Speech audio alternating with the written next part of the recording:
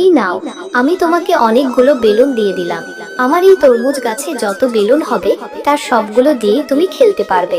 আর এই তরমুজ গাছের বেলুন কখনোই শেষ হবে না। এখন থেকে তুমি যত ইচ্ছা বেলুন নিয়ে তুমি খেলতে পারবে।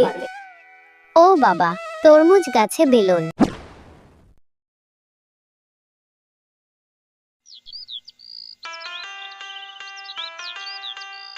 এই তোরা শোন শোন, কালকে কিন্তু আমার জন্মদিন। আমি মাকে বলেছি আমার সব বন্ধুদেরই দাওয়াত করব। তোরা কিন্তু কালকে সবাই আসবি। তোদের সবার জন্য অনেক বড় একটা স্ট্রবেরি কেক আনতে বলেছি। ও, তুই এটা কি বলছিস টিনা? কাল তোর জন্মদিন। আমি শুনেছি জন্মদিনের অনুষ্ঠানে নাকি অনেক মজা হয়, অনেক বেলুন ফোলানো হয়। হ্যাঁ রে টয়া, বাবাকে বলেছি অনেক বেলুন আনতে, আর অনেক বেলুন ফোলাতে। আমরা অনেক মজা করব। আর তোরা কিন্তু তাড়াতাড়ি চলে আসবি।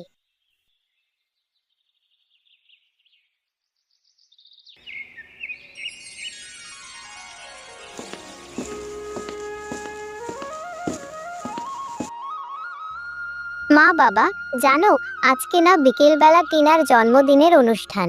ও আমাদের সবাইকে যেতে বলেছে। আচ্ছা বাবা, টিনাকে তো একটা গিফট দিতে হবে, তাই না? আমার বন্ধুকে কি গিফট দেব বাবা? তুমি কি একটা গিফট কিনে দেবে?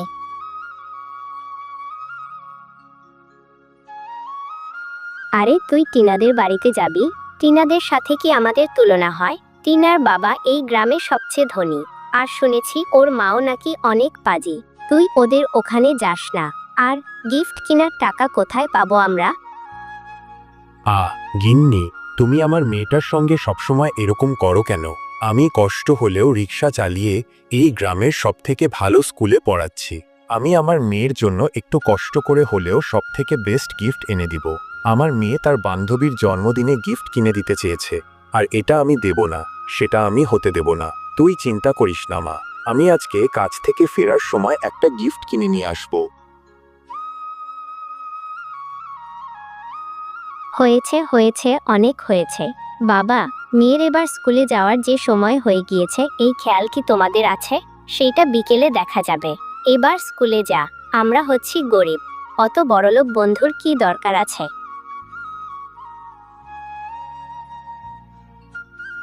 এরপর টয়া তার বাবার সাথে স্কুলের দিকে রওনা হয়। টয়ার বাবা পেশায় ছিলেন একজন রিক্সা চালক, কিন্তু সে তার মেয়েকে অনেক ভালোবাসতো। টয়ার সব আবদার মেটানোর চেষ্টা করত। মা, টয়া, আমি এখন চলে যাচ্ছি। তুই ভালো মতো লেখাপড়া করবি। আমি আবার ছুটি হলে তোকে নিয়ে যাব। এরপর মিচকে সারাদিন কষ্ট করে রিক্সা চালিয়ে যা টাকা পায় তা দিয়ে টয়ার জন্য একটা গিফট কিনে বাড়ি আসে। এই নাও বউ, এই গিফটটা টয়ার জন্য নিয়ে এসেছি। টয়া আসলে ওকে দিও। ও এটা নিয়ে ওর বড়লোক বন্ধুর বাড়ি যাবে। ও এই গিফটটা দেখলে অনেক খুশি হবে। তুমিও হয়েছে বাপু, একদম মেয়ের কথা যেন শুনতে হবে, একদম কথায় কথায় নাচতে হবে। মেয়ে যেটাই বলবে সেটাই যেন করতে হবে।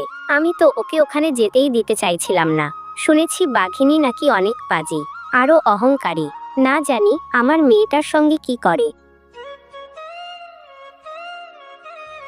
টয়া, তুই এভাবে আর কতক্ষণ দাঁড়িয়ে থাকবি? চল আমার সঙ্গে। আর তোর বাবা আসতে এত দেরি করছে কেন? আমার বাবা গাড়ি পাঠিয়েছে। আমার সঙ্গে চল। যাওয়ার সময় আমি তোকে তোদের বাড়িতে নামিয়ে দেব। না রে টিনা, আমার বাবা কিছুক্ষণের মধ্যেই চলে আসবে। এরপর বাবা এসে আমাকে না দেখতে পেলে অনেক চিন্তা করবে। তুই বরং যা, আমি আমার বাবার সঙ্গেই যাব। আচ্ছা, যাবি না তাহলে? না যা, তবে বিকেলে আমার জন্মদিনের অনুষ্ঠানে অবশ্যই আসবি। তুই না আসলে আমার ভীষণ মন খারাপ হবে। আর তোর কিন্তু কোনো গিফট আনতে হবে না। টয়া, এই দেখ তোর জন্য কি নিয়ে এসেছে তোর বাবা। তুই নাকি ডিনার জন্মদিনে যাবে, যাওয়ার সময় এই গিফটটা নিয়ে যাস। এবার খুশি তো? মা সত্যি সত্যি এই গিফটটা টিনাকে দেওয়ার জন্য এনেছে। আমি অনেক খুশি হয়েছি। মা, এই গিফটটা যদি টিনা পায় তাহলে ও অনেক খুশি হবে, তাই না মা? আচ্ছা যাবি যা, তবে সাবধানে থাকবি রে মা। ওরা যে অনেক ধনী, আর আমরা যে অনেক গরিব, ওখানে গিয়ে কোনো দুষ্টুমি করবি না। এরপর টয়া খুশি মনে টিনার জন্মদিনের অনুষ্ঠানে যাওয়ার জন্য রওনা দেয়। ডাবলু ভাইয়া, তোমার এই বেলুনগুলোর মধ্যে থেকে আমাকে 2টা বেলুন দাও না। আমার যে বেলুন দিয়ে খেলতে খুব মজা লাগে। দাও না ভাইয়া, আমি তোমাকে খেলেই দিয়ে দিব। এটা আমার বেলুন টয়া, আমি তোকে দেব না, ছাড় ছাড় বলছি। টয়া যেই না লাফ দিয়ে বেলুনটা ধরতে গেল, অমনি বেলুনটা ফেটে গেল। তুই আমার বেলুনগুলো ফাটিয়ে দিলি। মা দেখো না, টয়া আমার বেলুনগুলো ফাটিয়ে দিল। আরে এই টয়া, তোর এত বড় সাহস যে তুই আমার ছেলের বেলুনটা ফাটিয়ে দিয়েছিস? এই জন্যই আমি তোদের মতো ভিগিরি ও গরিবদের সহ্য করতে পারি না। কেন এসেছিস এখানে? যা, এক্ষুনি আমার বাড়ি থেকে বেরিয়ে যা। বাঘিনীর এসব কথা শুনে টয়া মন খারাপ করে সেখান থেকে চলে যায়। টয়া, এই টয়া, যাস না টয়া।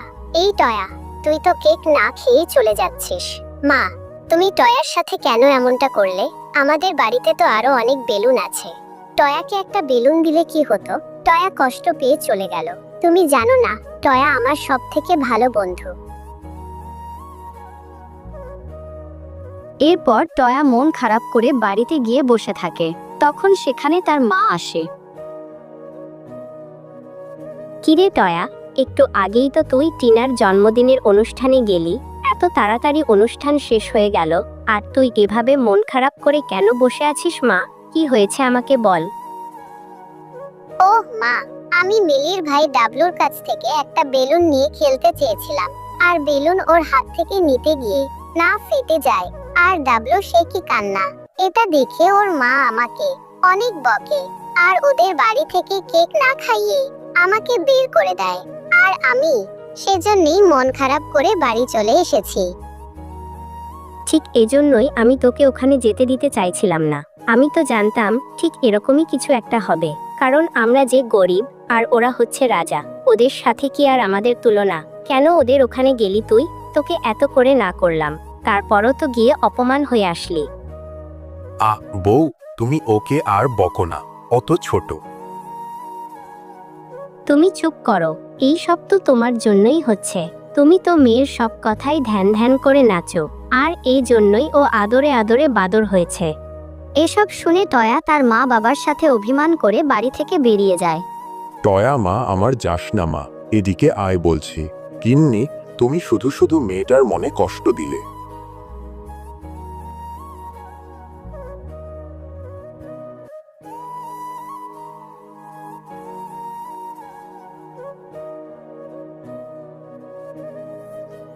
ঠিক আছে মা, আমি বাড়ি থেকে বেরিয়ে গেলাম। তোমরা কেউ আমাকে ভালোবাসো না। আমি না হয় একটা বেলুন দিয়ে খেলতেই চেয়েছিলাম। ডাবলুর মাও আমাকে কত বকা দিল। আমি কি ইচ্ছে করে বেলুনটা ফাটিয়েছিলাম? আমি তো একটু খেলার জন্য চেয়েছিলাম। কেউ আমাকে ভালোবাসে না। টয়া, তুমি কাঁদছো কেন? বাবা মা যদি বকে থাকে তবে তোমার ভালোর জন্যই বকে। তুমি দুঃখ পেও না, আর মাকেও ভুল বুঝো না। এই নাও, আমি তোমাকে অনেকগুলো বেলুন দিয়ে দিলাম। আমার এই তরমুজ গাছে যত বেলুন হবে তার সবগুলো দিয়ে তুমি খেলতে পারবে। আর এই তরমুজ গাছের বেলুন কখনোই শেষ হবে না।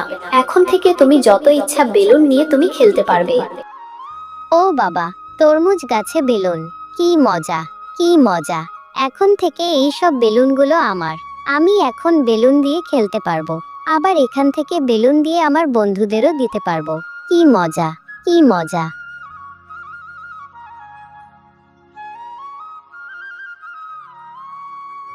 কিরে টয়া, কখন থেকে তোকে খুঁজছি, আর তুই এখানে এসে বসে আছিস?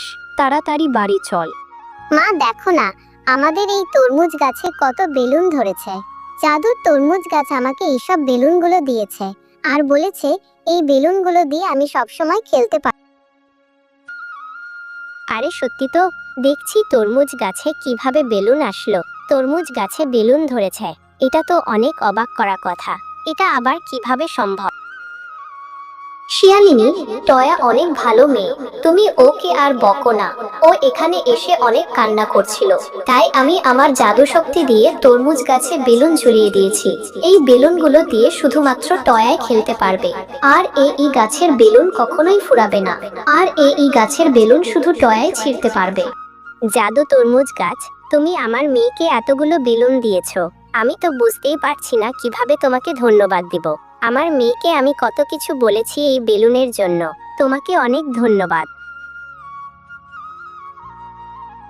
বিলি, বান্টি, টিনা, এই তোরা দেখ না, আমি তোদের জন্য কতগুলো বেলুন নিয়ে এসেছি।